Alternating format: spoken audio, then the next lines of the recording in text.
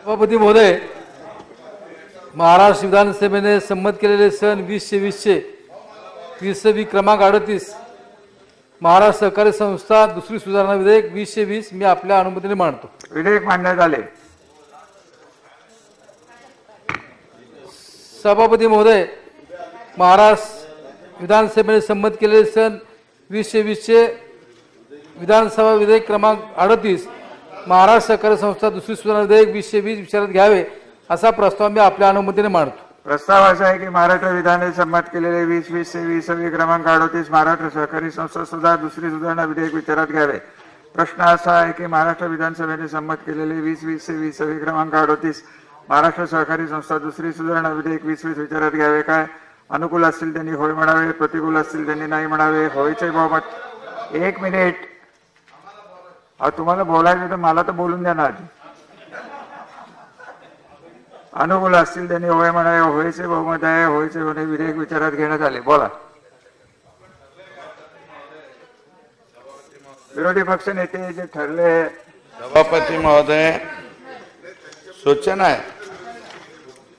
महाराष्ट्र सहकारी संस्था अधिनियम 1960 चे याच्यामध्ये सुधारणाच्या संदर्भात माननीय मंत्री बाळासाहेब पाटील यांनी हे बिल मांडलेले. सभापती महोदय, कोविडच्या संदर्भामध्ये यापूर्वी सुद्धा 3 महिन्यांच्या साठी आणि नंतर 6 महिन्याच्या पणनच्या सुद्धा 6 महिन्यासाठी तुम्ही एक्सटेन्शन दिले. आत्ता सुद्धा एक्सटेन्शन दिले. खूप चांगली गोष्ट आहे. याच्यामध्ये सहकारी संस्था, बँका हे सगळ्याच अडचणीत आलेल्या होत्या कारण मुदती संपलेल्या आहे आणि निवडणुका घेता येत नाही. आणि मग जर प्रशासक नेमत बसलं तर आमच्या काय भाजपच्या 1-2 असतील, 2 किंवा 3, परंतु बाकी सगळं तर काँग्रेस राष्ट्रवादीचंच आहे ना. हे त्याच्यामुळं तुमच्याबरोबर आमचंही भावलेलं आहे. बरी गोष्ट आहे. परंतु सभापती महोदय, सहकाराच्या या बिलावरती बोलताना अतिशय महत्वाचा प्रश्न जो यंदा अतिरिक्त ऊस आहे. प्रचंड ऊस लावलेला आहे. मागच्या वर्षी सुद्धा या भागामध्ये नुकसान मोठं झालं. कोल्हापूर, सांगली, सातारा 2-2 लाख हेक्टर ऊस जो आहे तो सडून गेला. तोडायला सुद्धा सापडला नाही. आणि मागच्या वर्षीच इथे मला वाटतं स्वतः उपमुख्यमंत्री बसलेत आणि आज नशीब आहे माझं की मुख्यमंत्री महोदय सुद्धा आमचं जे 4-2 शब्द मोडके तोडके आहेत ते ऐकण्यासाठी उपस्थित आहेत. तुमची स्तुती केली साहेब मागच्या याच्यामध्ये. आपण रेकॉर्ड काढून पहा. कारण आपण शिवसेना प्रमुख असताना आघाडी सरकारचं तुम्ही साहेब बिलावर बोला. बिलावर बोलतो. सभापती महोदय, अतिरिक्त ऊस असल्यामुळं यावर्षी कर्नाटका, महाराष्ट्र, त्याच्यानंतर गुजरात आणि MP या 4 राज्याला ऊसतोड कामगार पुरवणारा आमचा जिल्हा आहे. आणि जिल्ह्यातले जे आमचे ऊसतोड कामगारांच्या 11 संघटना आहेत, एका जिल्ह्यातल्या नाहीत, अनेक जिल्ह्यातल्या.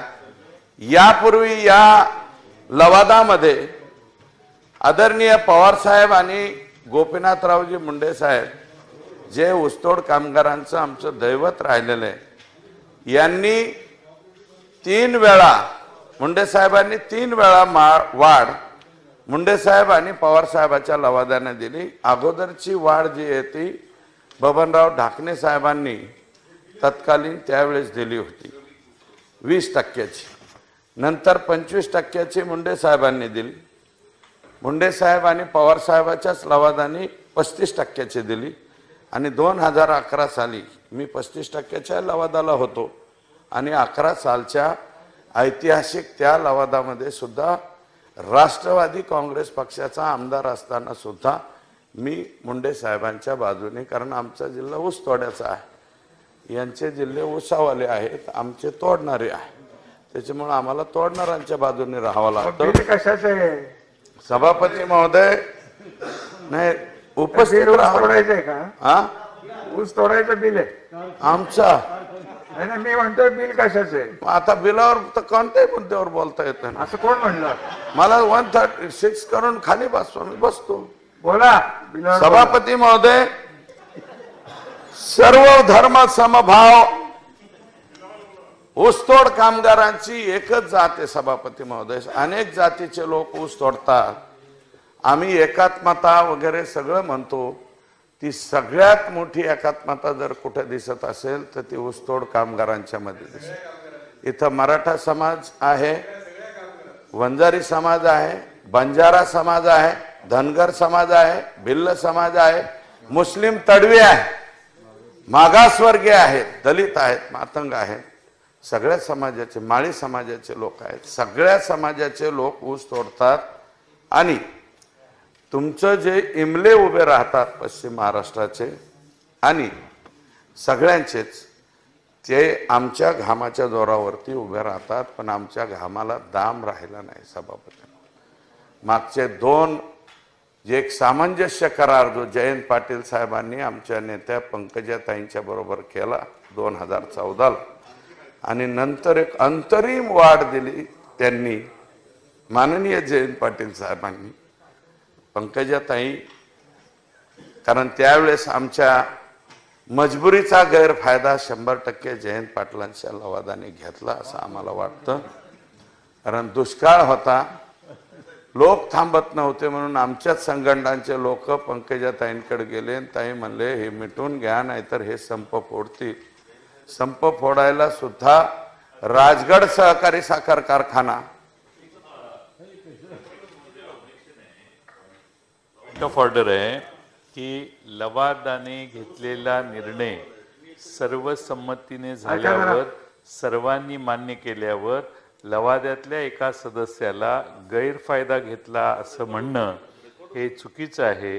आणि म्हणून सुरेश धस यांचं विधान आणि हे सगळंच मगासपासून बोललेले हे रेकॉर्डवरून काढलं पाहिजे.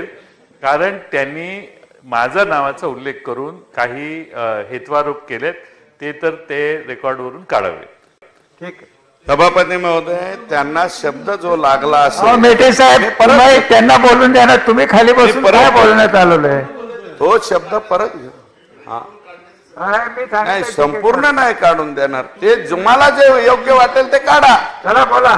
मी गैरफायदा असा शब्द जो वापरला, लवाद त्यांचा नेमला. पहिल्यांदा पवार साहेबांनी स्वतः न येता त्यांचे प्रतिनिधी म्हणून जयंत पाटील साहेबांना अहो, चला की पाठवलं. मी पुढे जयंत आता. पाटील साहेबांच्या बद्दल ऑब्जेक्शन कुठं घेतो?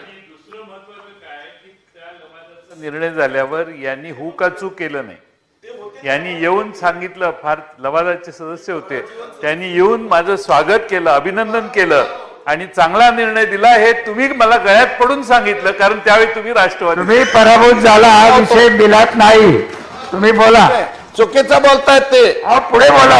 2014 निवडणुकीला पडल्याच्या नंतर लोकसभेला आमचा परूस झाला, विधानसभेला अरे, बिलात आहे का? आणि त्याच्यामुळं मी वर्षभर तुमच्याकडे आलोच नाही. तुम्ही कधी म्हणले? चला बोला. सभापती नाही, महोदय, बरोबर नाही. दस साहेब तुम्ही बिलावर बोला. सभापती काय चाललंय? अरे असं कुठं तर शेवटी मी हरकतीवर जाईल. सभापती महोदय, माझी हरकत आहे. बोला ना. आपण सकाळपासून इथे बसलो आहे. आम्ही पुरवणी मागणीवर मी स्वतः बोललो नाही. माझी तयारी संपूर्ण होती.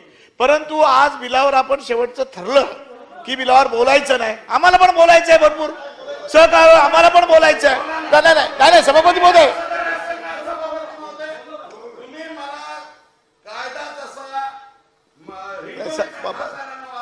सभापती महोदय, माझी हरकत पूर्ण झाली नाही.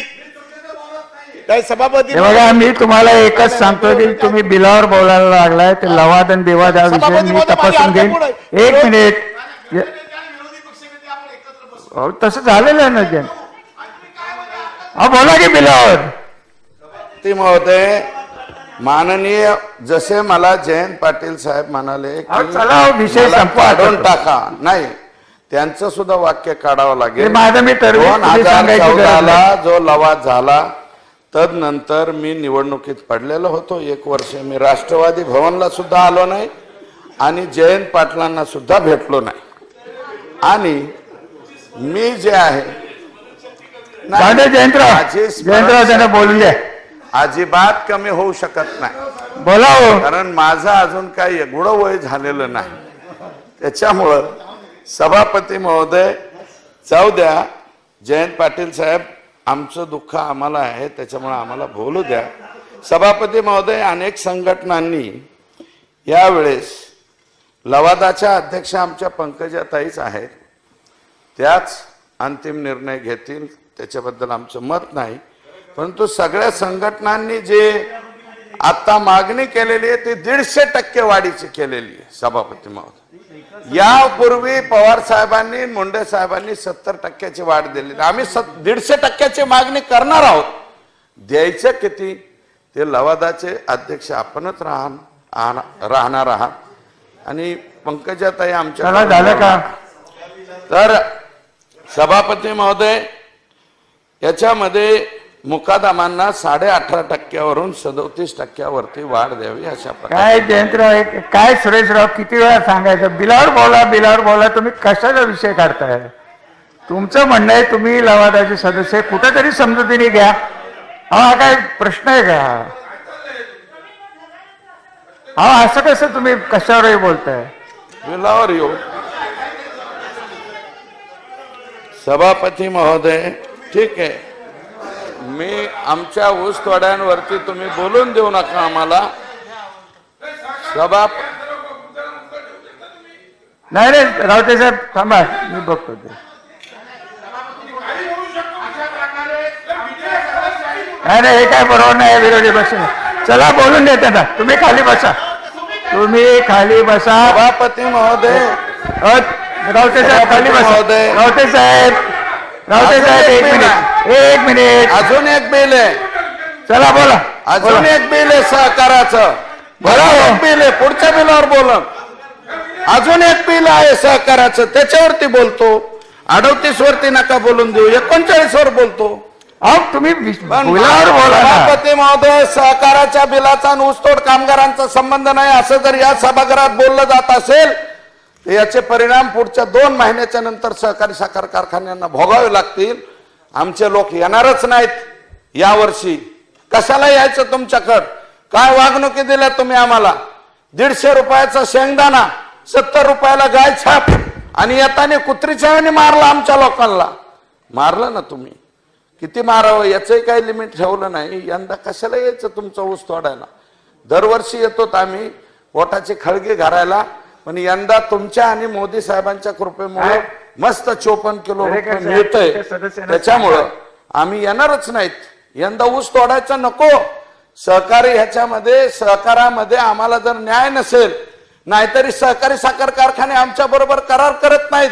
कारखान्याचे ट्रस्ट आमच्या बरोबर मुकदमांचा करार करतायत आणि आमच्या मुकदमांना काय संबंध आहे मला सांगा. नाही, संबंध नाही ना. संपवतो ना मी ह्या बिलावरती इथे बोलत नाही. आम्हाला बिलावरती बोलायचंय. सभापती महोदय, जे सहकारी संस्थांच्या समित्यांच्या निवडणुका विनिर्दिष्ट कालमर्यादेत घेणे अनिवार्य आहे. तथापि रावते साहेब आता बिलावर बोल.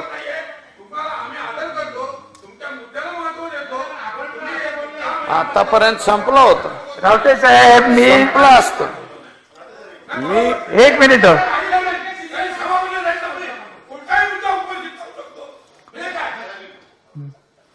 बोला. हे चुकीचं आहे. कामकाज सकाळपासून चालू आहे आणि त्यावेळेला आपण सर्व गटनेत्यांनी बसून ठरवलं की कशा पद्धतीने काम करायचंय. मला असं वाटतं बसले ते हे जाणून बुजून करत असताना चला त्याची आता विधेयक खंडशः विचारात घेण्यात येईल. बोला. सभापती महोदय, मी काही भाषण करत नाही. 2च महत्वपूर्ण सूचना आहेत. सहकार मंत्री महोदय, झालं ना, आता बसले ते रावते साहेब. सभापती महोदय, या ठिकाणी सहकारी संस्थांच्या निवडणुका ज्या पुढे ढकलल्या होत्या त्याला आणखी मुदतवाढ या कोविड सारख्या परिस्थितीमध्ये द्यायच्या सुधारणा विधेयक हे आहे. याच्यामध्ये सहकार मंत्री महोदय, औरंगाबाद खंडपीठाने निर्णय दिलाय की ज्या निवडणूक प्रक्रिया चालू झाल्या होत्या, ज्यांची ठराव प्रक्रिया सुरू आहे, तर त्यांच्या संदर्भात अजून DDRचं जॉईंट रजिस्टरचं वेगवेगळी मतं आहेत. त्या संदर्भात आपण भूमिका स्पष्ट करा की ज्यांचे ठराव आलेले आहेत त्यांच्या संदर्भात ते कंटिन्यू होतील, अशा प्रकारची एक मागणी या ठिकाणी आहे. आणि दुसरं सभापती महोदय, हे बँकांच्या संदर्भात किंवा सहकारी संस्थांच्या संदर्भात आहे. तर आज सहकारी बँका काय अवस्थेत आहे त्याची आपल्याला कल्पना आहे, अजितदादांना कल्पना आहे. माझी दादा एक विनंती आहे, आपण राज्याचे अर्थमंत्री आहात, सहकार मंत्री या ठिकाणी आहेत आणि सन्माननीय मुख्यमंत्री महोदय आहेत. अनेक जिल्हा बँकांनी, अनेक सहकारी बँकांनी कन्सोर्शियमच्या माध्यमातून राज्याच्या सहकारी साखर कारखान्यांना पैसे दिलेले आहेत आणि आज त्यांचा काही दोष नाही. FRPचे रेट वाढल्यामुळे त्या ठिकाणी ते कारखान्यांनी कर्ज घेऊन FRPचे पैसे त्या ठिकाणी दिले. सगळे कारखाने अडचणीत त्या ठिकाणी आहेत, ज्याचा थकमीचा विषय या ठिकाणी सुरू आहे. तर माझी अशी सांगणं आहे की या ठिकाणी बँकांना आज त्या ठिकाणी NPA वाढायची शक्यता वाढलेली आहे आणि अशा वेळेला आपण शासन स्तरावर मुख्यमंत्री महोदयांच्या अध्यक्षतेखाली उपमुख्यमंत्री आणि सहकार मंत्री या ठिकाणी या बँकांना बॅकअप कशा पद्धतीने देता येईल, त्यांचा मॉरेटोरियम पिरियड वाढवता येईल का, NPA संदर्भात त्यांना काही सूट मिळेल का, कारण या ठिकाणी या परिस्थितीचे बळी त्या बँक त्या ठिकाणी होणार आहेत. मला वाटतं शासन स्तरावर दादा आपण त्या ठिकाणी बैठक घ्यावी माननीय मुख्यमंत्री साहेबांच्या अध्यक्षतेखाली, कारण शेवटी हा निर्णय घेण्यासाठी माननीय मुख्यमंत्री महोदयांची मान्यता निश्चितपणे त्याला लागेलच. ठीक आहे, चला. अशा प्रकारची एक विनंती या ठिकाणी आपल्याला आहे आणि मला वाटतं सहकार मंत्र्यांनी या कामी पुढाकार घ्यावा ही नम्र विनंती. लाड साहेब महोदय, आता तुम्ही बसलाय ना, आता बसलाय म्हणलं महाराष्ट्र सहकारी संस्था अधिनियम तुम्ही काय टिंगल चालवली काय 1960 जे बिल माननीय मंत्री महोदयांनी जे मांडलंय त्यामध्ये मी एक 4 ते 5 सूचना आपल्याला करणार आहे.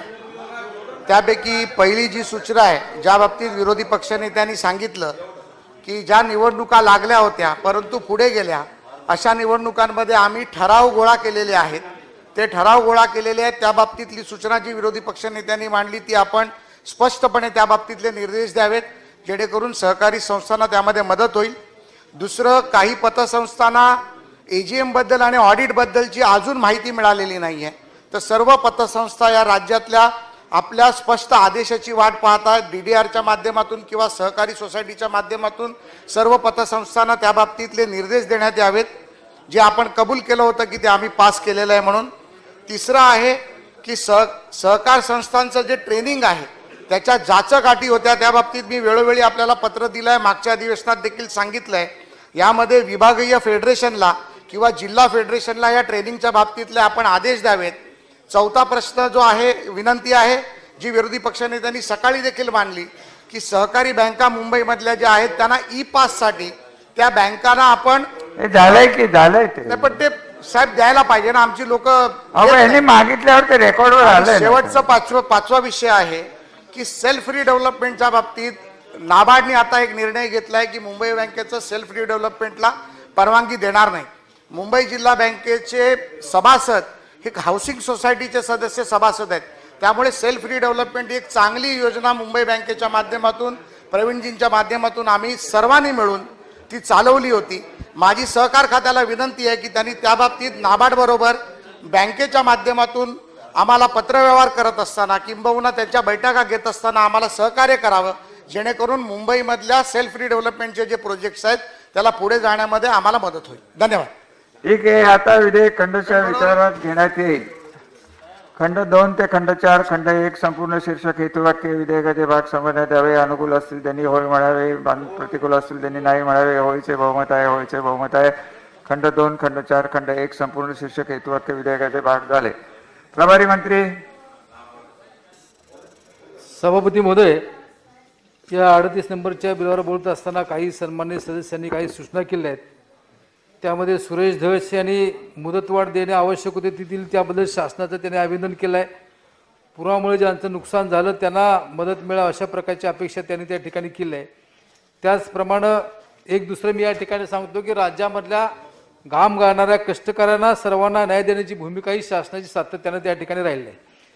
आपले विरोधी पक्ष दरेकर साहेब यांनी त्या ठिकाणी मुद्दा मांडत असताना शासनाच्या हमीवर ज्यांना त्या ठिकाणी ज्यांनी कर्ज वाटप केलेलं आहे त्याच्या बाबतीमध्ये त्यांनी मुद्दा उपस्थित केला. मध्यंतरी अजितदादा पवार साहेबांनी एक बैठक त्या ठिकाणी घेतली होती, परंतु सभापती महोदय त्यामध्ये अशा काही गोष्टी असतात की काही बँका या कोर्टामध्ये गेल्या आहेत आणि त्यामुळं काही प्रश्न हे त्या ठिकाणी प्रलंबित राहिले आहेत.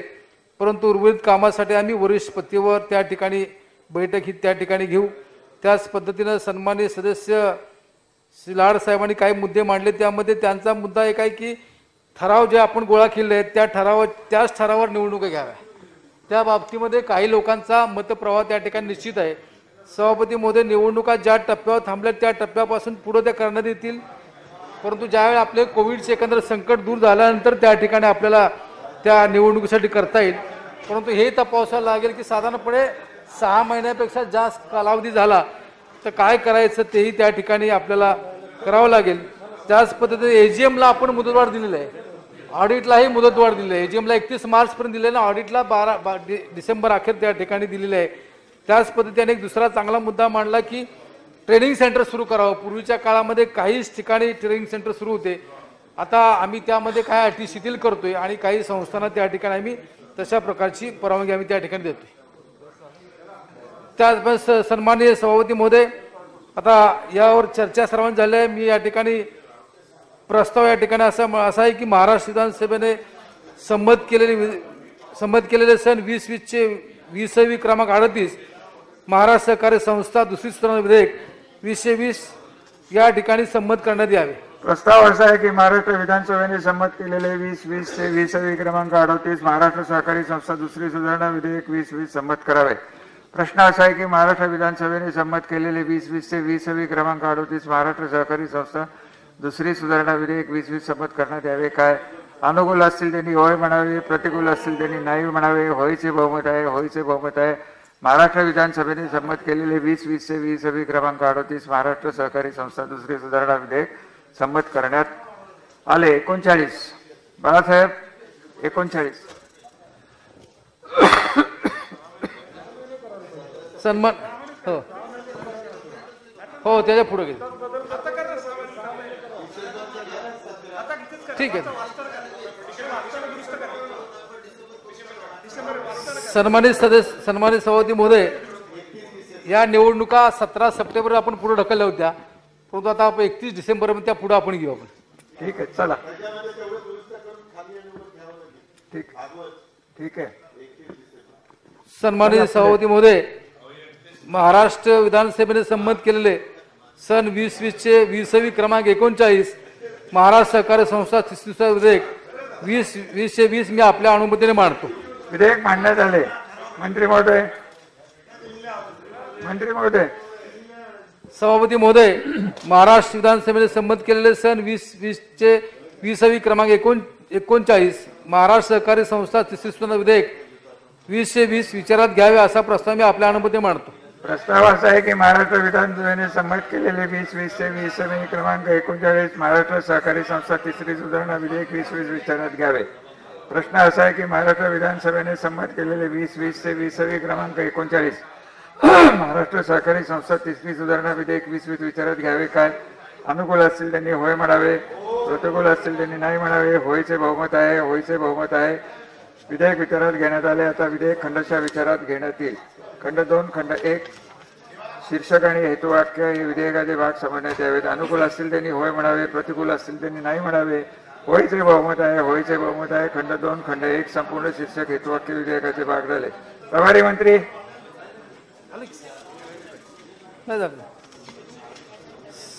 सभापती महोदय, महाराष्ट्र विधानसभेने संमत केलेले सन 2020चे 20वी क्रमांक 39 महाराष्ट्र सहकारी संस्था तिसरी सुधारणा विधेयक 2020 विचारात घ्यावे असा प्रस्ताव मी आपल्या अनुमतीने मांडतो. प्रस्ताव असा आहे की महाराष्ट्र विधानसभेने संमत केलेले 2020 चे 20वी क्रमांक 39 महाराष्ट्र सहकारी संस्था तिसरी सुधारणा विधेयक 2020 संमत करावे. प्रश्न असा आहे की महाराष्ट्र विधानसभेने संमत केलेले 2020 चे 20वी क्रमांक 39 महाराष्ट्र सहकारी संस्था तिसरी सुधारणा विधेयक संमत करण्यात यावे. काय अनुकूल असतील त्यांनी होय म्हणावे, प्रतिकूल असतील त्यांनी नाही म्हणावे. होयचे बहुमत आहे. लांब पुढे गेलोय आता.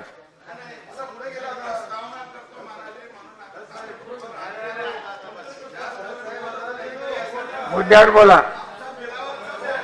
काढून घेताय तुम्ही जे बाकीचं बोलता त्याच्यावर मुद्द्यावर बाकीचं बोला. मला जे पाहिजे होतं ते मी सहकाराचा मला कळालं सभापती महोदय, मी आज अक्कल विकत घेतली. सहकाराचा आणि ऊसतोड्यांचा काही संबंध नाही, संपलं.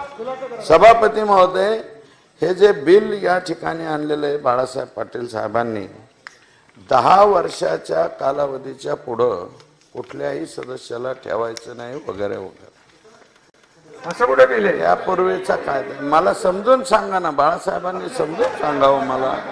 मी जे बोलणार आहे म्हणजे 2016 याच्या प्रारंभाच्या दिनांकापूर्वी 10 वर्षाच्या कालावधीच्या आत कोणत्याही वेळी आणि अशा प्रारंभानंतर कोणत्याही वेळी जर भारतीय रिझर्व्ह बँकेच्या मागणीनुसार तिची समिती निष्प्रभावित करण्याचा आदेश आणि त्याच्यामध्ये या कलमांमध्ये बदल केलाय. आपण 73 क अ च्या उक्त पोट कलम 3 च्या तरतुदी अन्वये निबंधकांनी काढलेल्या विविध नोटिशींना इतर अनेक गोष्टी बरोबर अशा अपात्रतेच्या भूतलक्षी प्रभावाच्या कारणावरून असं आपण या बिलामध्ये इथे मानलेलं आहे. आणि प्रश्न विचारतो ना त्यांना, सभापती महोदय, माझं मत असं आहे की या बँकेच्या सहकारी संस्थांच्या अधिनियमामध्ये विमा उतरवल्याच्या संदर्भातला प्रश्न आहे. ठीक आहे, तर लिहिलं ना तुम्ही. सभापती महोदय, गुजरातमध्ये एखाद्या सहकारी दूध संघामध्ये खाली बसा. सभापती महोदय, सभापती महोदय, आता आपण त्या ठिकाणी पुढे गेलोय, परंतु सुरेश तांडे काही मुद्दे उपस्थित केले. साधारणपणे एक आहे की त्यामध्ये विमा उतरवलेल्या सहकारी बँकांच्या बाबतीत महाराष्ट्र सहकारी संस्था सुधारणा अधिनियम 2016च्या आरंभाच्या दिनांकापूर्वी, म्हणजे साधारणपणे एखादी बँक त्या ठिकाणी बरखास्त केल्यानंतर तिथून कुठली सहकारी संस्था तिथून पुढं त्या सदस्याला, त्या संचालकाला कुठेही 10 वर्ष उभा राहायचं ना, अशा प्रकारची तरतूद मूळ होती. सभापती महोदय, 16 साली असं घडलं की त्यावेळेच्या त्या ठिकाणी निर्णय घेत असताना तो असा निर्णय घेण्यात आला की त्याच्यापूर्वी 10 वर्ष जर कोणत्या बँकेचं संचालक मंडळ बरखास्त झाला असतं तर त्यालाही कोणत्या ठिकाणी उभा राहता येणार नाही, अशा प्रकारचं त्या ठिकाणी सुधारणा करण्यात आली. आणि त्यामुळे काय घडलं की सभापती महोदय, की अनेक मंडळी ही कोर्टामध्ये गेली, गेल्यानंतर त्याच पद्धतीनं अनेक निबंधकांनी काढलेल्या विविध नोटिसांना त्यांनी त्या ठिकाणी उत्तरं दिली. निर्णय काही ठिकाणी झाला नाही, परंतु अशा अपत्रेच्या भूतलक्षी प्रभावाच्या कारणावरून हे मुंबई न्यायालयापुढे आव्हान त्या ठिकाणी दिलेलं आहे. आणि असं सभापतीमध्ये कधीही त्या ठिकाणी घडलेलं नव्हतं. विशिष्ट उद्देश ठेवून त्या ठिकाणी काही निर्णय झाला, अशा प्रकारची चर्चा त्या ठिकाणी आहे. हाच या बिलाचा सभापतीमध्ये उद्देश फक्त. ठीक आहे, चला. प्रश्न असा आहे की महाराष्ट्र विधानसभेने संमत केलेले 2020 क्रमांक 39 संमत करावे. काय अनुकूल असतील त्यांनी होय म्हणावे, प्रतिकूल असतील त्यांनी नाही म्हणावे. होयचे बहुमत आहे, होयचे बहुमत आहे. महाराष्ट्र विधानसभेने संमत केलेले 2020 क्रमांक 39 संमत करण्यात आले. नेक्स्ट.